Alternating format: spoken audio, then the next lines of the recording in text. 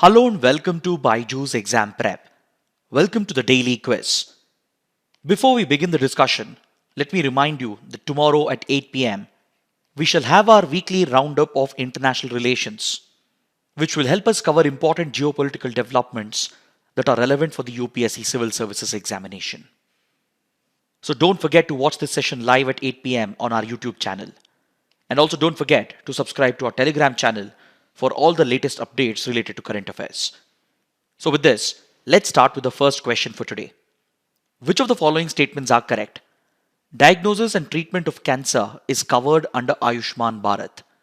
Screening of 3 common cancers, that is oral, breast and cervical cancer, is an integral part of service delivery under the Ayushman Bharat Health and Wellness Centers. See, the topic of cancer treatment under Ayushman Bharat is in news because the PIB has brought out a special article that talks about strengthening cancer care in India. As you all know, cancer is a rapidly emerging threat which has become a major public health concern in India. Every year, lakhs of cases are reported in the country and happens to be one of the leading causes of death globally as well. Since detection and treatment of cancer requires specialized tertiary care, which is often out of reach for the common people, the Government of India has taken measures under Ayushman Bharat to ensure that cancer screening and treatment are covered comprehensively, and specifically cancers such as oral cancer, breast cancer and cervical cancer are covered under Ayushman Bharat, where diagnosis and treatment is provided through the Ayushman Bharat Health and Wellness Centers. So based on this, we can say that both the given statements are correct, so option C is the right answer. Now let's take a look at the second question.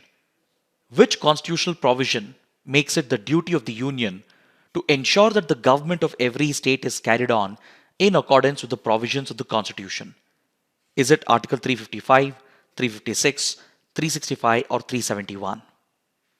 See, this topic is in news because according to this article in the Hindu, the governor of Kerala has alleged that there has been a constitutional collapse in the state of Kerala because according to the governor, the Kerala state government has not been allowing the vice chancellors, who are appointed by the governor of the state to administer the universities, to carry out the functions and duties as assigned to them by the governor.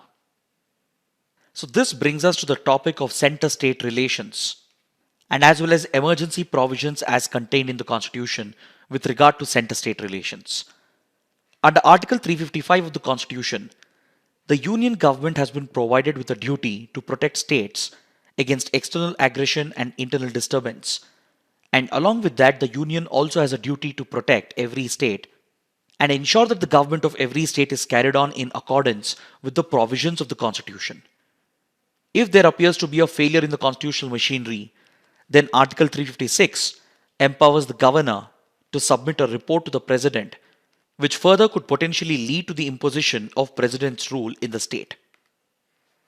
Then Article 365 on the other hand covers the failure of a state to comply with the directions given by the union government, following which the president can declare a failure of constitutional machinery, thus setting the stage for imposition of president's rule under Article 356.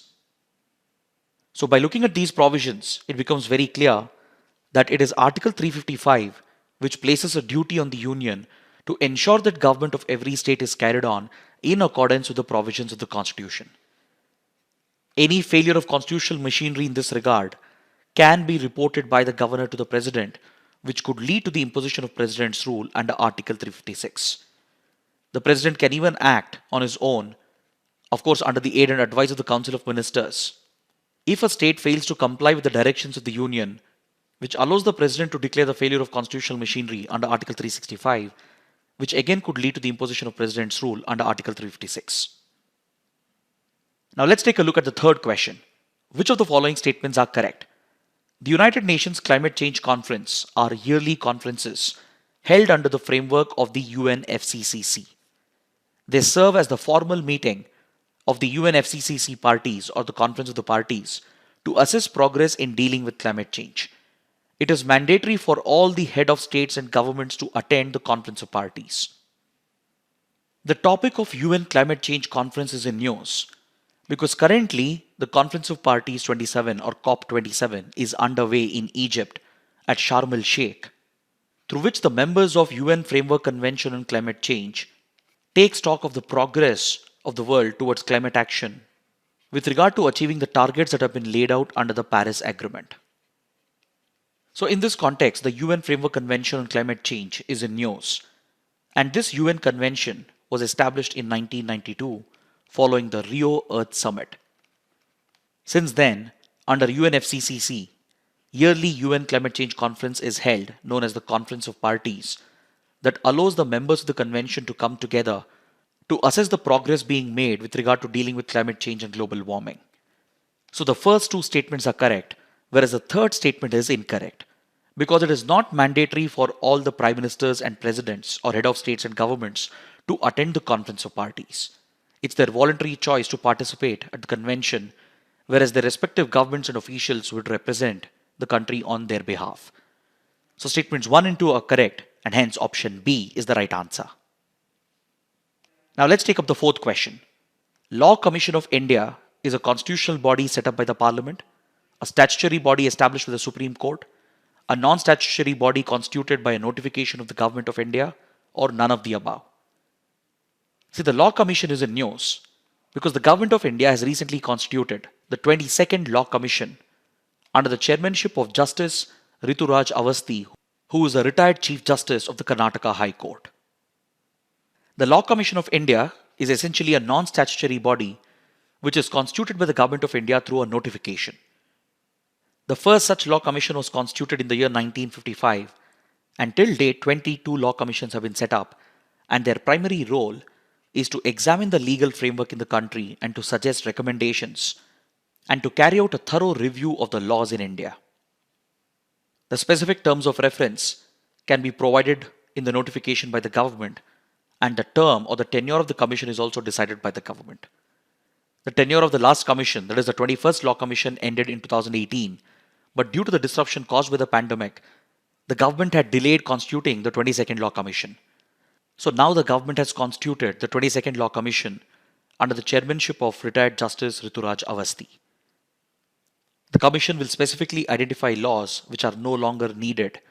Essentially, laws that are outdated are identified so that the Parliament can immediately repeal them, and the commission will also examine the current existing legal framework, keeping in mind the objectives and the duty of the government under the DPSPs, and will suggest the necessary legal reforms in order to help the government achieve the objectives laid out under DPSP and the preamble to the Constitution. So with this, we can clearly say that option C is the correct answer. Law Commission of India is a non-statutory body which is established by the government through a notification. Now let's take up a practice question from the 2020 Prelims paper. With reference to Indian elephants, consider the following statements. The leader of an elephant group is a female. The maximum gestation period can be 22 months. An elephant can normally go on calving till the age of 40 years only. Among the states in India, the highest elephant population is in Kerala. Amongst the given statements, the first two statements are correct. Elephants or elephant herds are usually matriarchal and they are led by the oldest female of the group. The maximum gestation period in elephants is 22 months. Whereas third statement is incorrect because an elephant can go on producing offsprings until the age of 50 years. And the state which has the highest elephant population in India is Karnataka and not Kerala. So the correct answer is option A, 1 and 2 only. Now coming to the fact of the day, let's talk about the Black Sea Grain Initiative, which has been covered in detail by The Hindu. See, ever since the war broke out between Russia and Ukraine at the start of this year, global food supplies have been disrupted because Russia and Ukraine are top suppliers of essential food grains, including wheat, barley, sunflower seeds and sunflower oil, corn, etc. Since the war had disrupted the supply of essential food grains, this was threatening food security around the world, thus pushing up food prices leading to inflation, thus driving up food shortage and hunger around the world.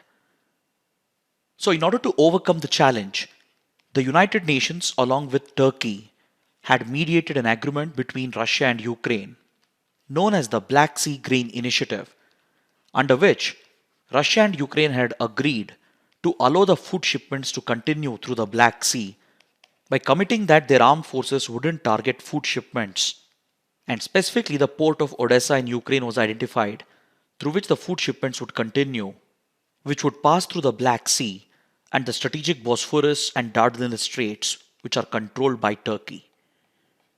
So, this initiative played a key role in ensuring that food supplies weren't disrupted by the war. And over the last few months, millions of metric tons of food grains have been exported through the Black Sea, which has been sourced from Russia and Ukraine. Many hunger-hit countries in Africa and Asia, and even the middle-income countries and developed countries have been benefited through the Black Sea Grain Initiative. Through this initiative, the UN World Food Programme was lifting millions of metric tons of food grain, supporting humanitarian emergency operations in conflict-hit and disaster-hit areas as well, such as Horn of Africa, Yemen, and Afghanistan.